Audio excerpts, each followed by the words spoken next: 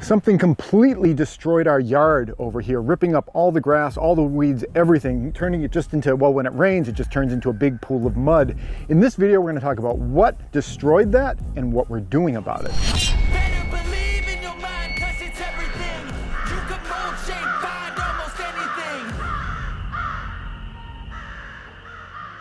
Hey everybody, this is Praxis, and today I'm working on chicken fencing to hold the chickens into what we're hoping is going to be their run area.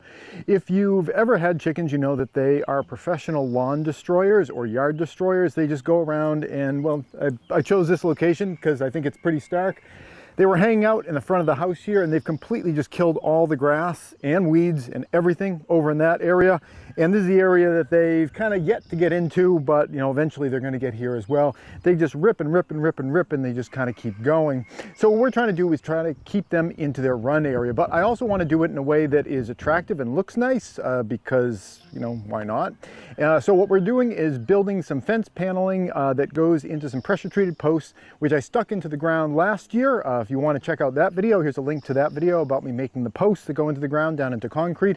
And this year we're doing the fencing panels. So let's go up by the chicken run and check out what's going on up there.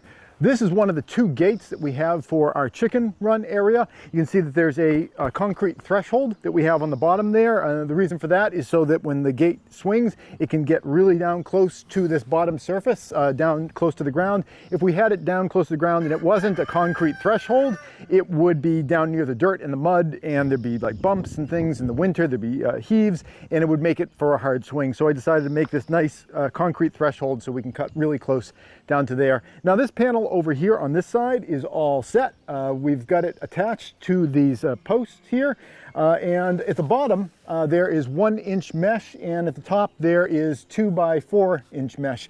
The reason I wanted to do that was because I wanted to make sure that when there were little chicks out here, they can't just walk right through the mesh, and they could walk right through the 2 by 4-inch mesh, but the 1 by 1-inch mesh at the bottom they're not able to walk through. Also, the 1 by 1-inch mesh, it is a 2-foot wide sheet or a roll, and I've got it so about 1 foot of it is above the ground and about 1 foot of it is below the ground to try to prevent animals from digging under it. I'm not really sure how big of a concern that really is going to be, and certainly there are all sorts of animals that could climb just right up and over it, but chickens are always just digging and digging and digging, as I mentioned in the beginning of this video. So if I were to just put the fence kind of down close to the bottom edge, they'd be kind of scratching at it, and they'd make, you know, just open air holes in it if I didn't have it extend down into the ground. I made it so that this bottom panel also can get replaced. It's galvanized metal mesh there, but you know, at some point that's going to kind of rust out, and we'll be able to just replace that without having to replace the whole panel. So I'm going to be, in this video, working on this panel over here. At this point, I have it suspended. The panel is held off from the posts with little pressure treated spacers. The panel itself, the frame of it, is made out of non-pressure treated wood, but it is sealed with an oil-based sealing stain. And I've got the little spacers on there to just get lots of airflow so that the non-pressure treated wood is never kind of sitting wet for extended periods of time. On that topic, one downside of the way that I've done this here is that I've used these rough sawn 2x4s that we made ourselves for the frame.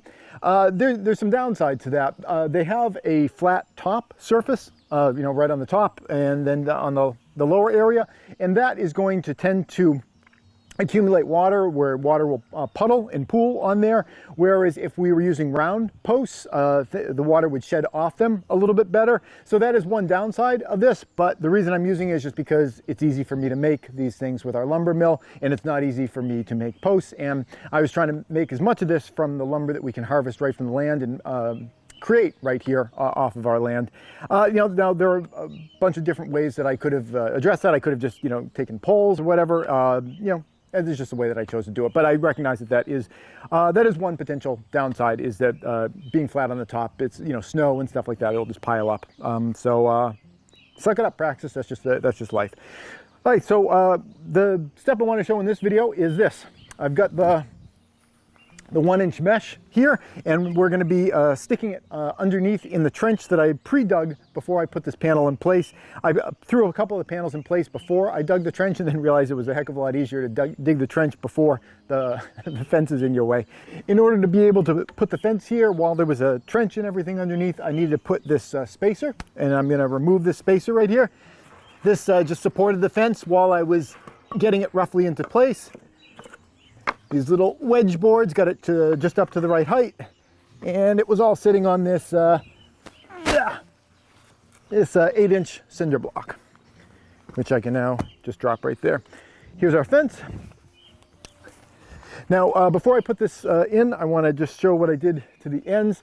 Where I was cutting all the ends here, there were little barbs on all of them, and I took them all and I just wrapped them back at themselves so they wouldn't be sticking out and potentially, like, you know, grab onto someone's skin or their clothing or whatever. The way that I did that is I just took a piece of wood and you know, just kind of pushed them over that way. I was doing it with my finger at first, but then it eventually started cutting through my glove. So I found out just taking a piece of wood was pretty good for rounding all these things over. And I'm going to have the hook face kind of in up against the post to, again, kind of just make it less likely to catch on anything. And it looks like I need to dig away here in order to make this thing fit in a little bit better.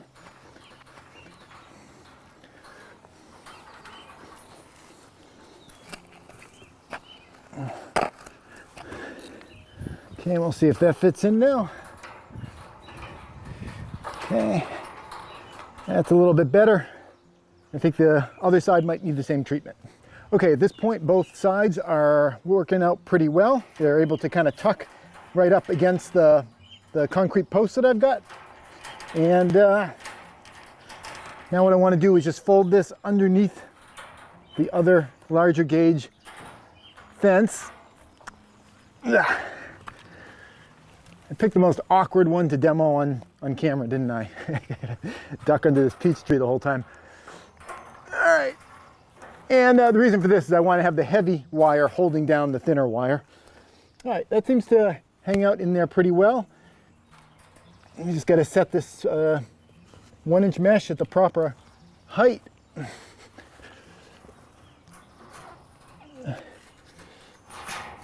All right. And the staples that we're using to hold this down are these, you know, I'm not sure how to describe these. They're like 1/8 inch thick, heavy barbed staples that I got at a local garden store. And I'm using those to hold it all together.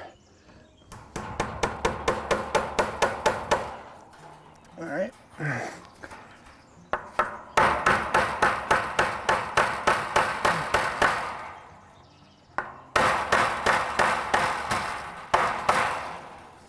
That's one, and I am spacing them out about you know, pinky to thumb tip distance between them.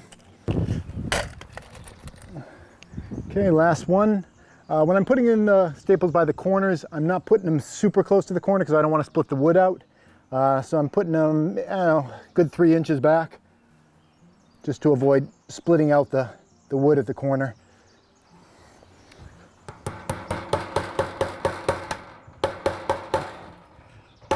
I'm sorry, I gotta show you my butt. That's my better swinging angle. There we go.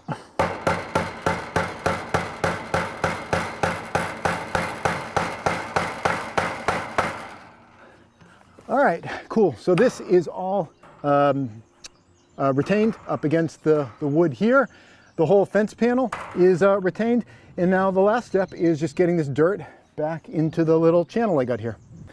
The trick I've found when you're backfilling with the mesh going down into the hole like that is to kind of put the dirt sort of on both sides and slowly kind of compact it from both sides. Because if you put all the dirt in on one side, it's going to bend the mesh panel, you know, one way or the other. So what I've been doing is kind of slowly dropping it in to both sides and then slowly compacting it. And if I see the mesh kind of getting pushed one way, I will put some dirt on the other side and kind of compact it to kind of push it back, and just sort of play with it to try to keep it nice and straight the whole way that you are, the whole time you're going up.